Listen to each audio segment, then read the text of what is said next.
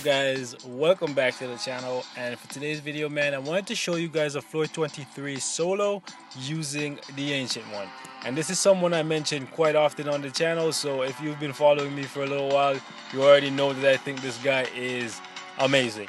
But if you don't, I'm going to go ahead and give you guys a complete review on the Ancient One because there's a lot of new people coming to this game, and this is one of the characters that I highly recommend you get because not only is he super easy to play, like in terms of ease of use, I put him in the same category as Loki.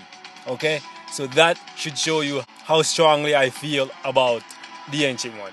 All right, and as for this guy's kit, guys, it's actually super easy to use. The main two skills that this guy needs is the 4 skill and the 5 skill. So you're gonna need him to be at 6 stars in order to get the most out of him, because at 6 stars he gets the 5 skill right here, which gives him an healing dome, kind of similar to Groot without his uniforms.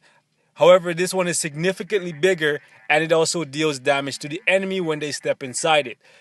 It doesn't do a lot of damage, but over time of keeping the enemy close to you, it'll be a lot of use to you. Trust me when I say that. And his 4 skill right here, as you guys can see, he gets invisibility and invincibility for 5 seconds, and it's on a 10-second cooldown. So with max skill cooldown, guys, you can keep this up pretty much all the time. And if for some reason you don't have max skill cooldown and you can't take advantage of being invincible all the time, you have a backup right here in your healing dome, which is really friggin' amazing. The only fault with this guy right here is actually his overall damage. It's not that high for being a blast type. It's actually one of the lowest in the blast class, right? To put it in perspective for you guys, when I use this guy to try and solo alliance battle on the blast day, it takes me almost the full 10 minutes, around 8 to 9 minutes in order to solo it with him, right? That's at tier 1. Maybe you can do it faster at tier 2, but at the same time, you can get it done way faster with other tier 1 blast characters like Sharon Rogers. So it just goes to show you how low his damage is. However, his survivability is insane because no matter how long, no matter what game would I put this guy in, it's really freaking hard for him to die. For Alliance Conquest, it's really hard for them to kill him. In Battle World, if I play him manually, it's really freaking hard for them to kill him. World Boss, I can clear 6 out of 7 World Bosses with him on the normal World Boss. Infinity Thanos I can't clear because he just doesn't have the type of damage, so I run out of time. But for all the other ones, he can clear them. So he's actually really good. And on top of that, he has an amazing leadership, 45% increase to energy attack. It is only for blast type characters, and to be honest, most of the blast class have really high damage, so they don't necessarily need this leadership. However, it is a really good leadership because it's gonna buff him and it's gonna make his damage a little bit better because his damage overall is pretty low. As for his tier 2 passive, guys, it's pretty decent. If you stack him with people like Crystal or Storm who deal elemental damage, then you give them the 45% leadership plus this 25 right here, you're looking at some crazy damage output. However, I don't need that setup, so that's why I don't need to tier 2 him. The ignore dodge right here just kind of felt like they ran out of ideas and they just tossed this here, to be honest with you.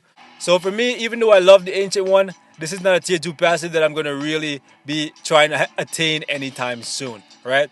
His tier 1 passive is pretty decent. The reset on his skills actually make it so that you can get off a bit more damage, and this is going to be especially useful to those of you guys who don't have maxed out skill cooldown. As for his gears, guys, he gets energy attack and attack speed. This is a decent slot right here, and I roll energy per level and energy and all attack for the remaining slots. This one right here, he gets all defense and movement speed. Not a fan of movement speed, but all defense, I'll definitely take it. Right here, I mixed it up a little bit. I went for physical defense per level and energy defense per level, right? I got pretty high percentages, so I was just trying to match them up. The remaining slots, I went for all defense. Next one right here, HP and critical damage. This is a really good slot, especially since he got HP, because his recovery is based on his freaking max HP, as you guys can see right here on the 5 skill. So the more HP he has, the more he's going to heal for, and the more of an annoyance he's going to be. Okay, so this is a really good slot. I roll for HP per level for the first slot, and I rolled HP for the remaining slot. This one right here, skill cooldown and dodge. Skill cooldown is pretty decent. I don't care about dodge, to be honest with you guys.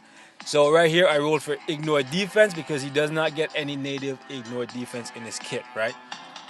As for the obelisk, guys, this one right here, I mainly have it here for the invincibility, to be honest, but the recovery rate is nice. However, if you're trying to build them to be like as optimal as possible, you want max HP, ignore defense, and invincibility. That's gonna be the best possible setup, or double max HP. But you're gonna need to find a way to get the ignore defense maxed out, right? So you're either gonna have to put it here or put it on some Urus. Definitely want to go for the invincibility though, because none of his skills deal any kind of burst damage. As for his ISO set, you want to go for an offensive ISO set because, like I mentioned before, his damage is not the greatest. And although it is very tempting to go ahead and give him an HP shield to make him even more of a tank, if you do that, you're going to find yourself running out of time in a lot of game modes because everything in this game runs on a timer. Whether it's 5 minutes or 3 minutes, you're going to be running out of time. So don't go for an HP shield. You want to go for either Power Up Angry Hulk or Overdrive, mainly because he already got a lot of skill cooldown here. So even if your cards are terrible, you can roll some skill cooldown here and it should get you pretty close to 36%. Okay, so let me just go ahead and show you guys what my details page look like. As you guys can see, I have 39% skill cooldown right there. I'm missing a good bit of ignore defense because I did not get any on the obelisk. So I'm either going to have to change that obelisk or put some Urus on him in order to max that out, okay? Crit damage is decent.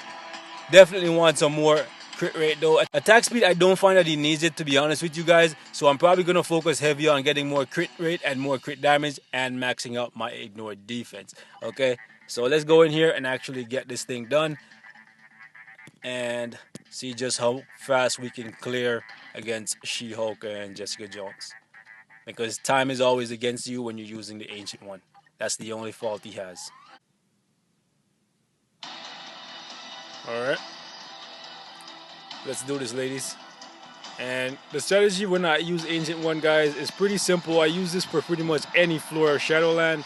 All you gotta do, hit the 4 skill, hit the 5 skill, and just move yourself into a corner where your back's against the wall. And the reason why is because sometimes, well, not sometimes, whenever Ancient One uses a couple of his skills, he tends to move backwards, and you put your back against the wall, it makes it so that you cannot move outside of the Healing Dome no matter what.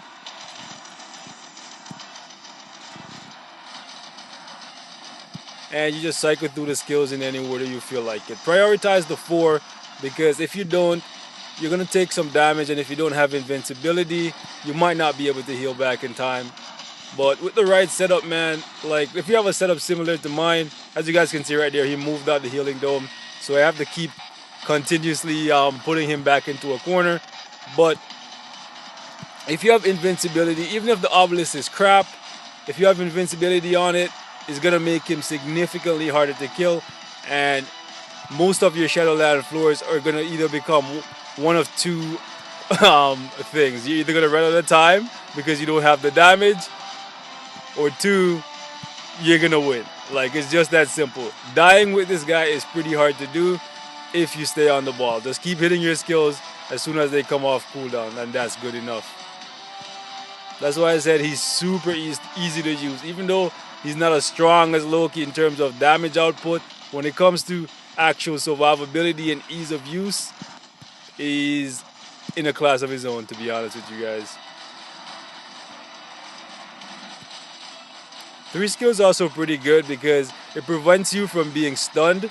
So as long as you stand inside it, you don't have to worry about getting caught off guard. I didn't hit my 4 skill in time there, so I took a little bit of damage. So hit that 4 skill. Ancient One, if you don't stop chasing these ladies, you're way too old to be chasing ladies. Let's go, bro. Get back in the corner.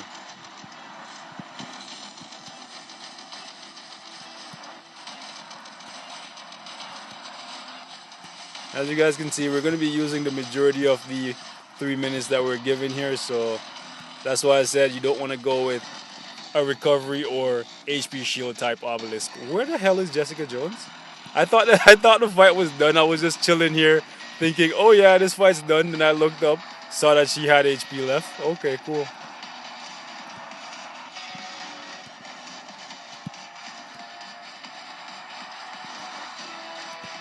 If you don't stop running, there you go. Jeez. And that's the Ancient One, boys. And that's all I have to share for this one, man. Like always, thanks for watching.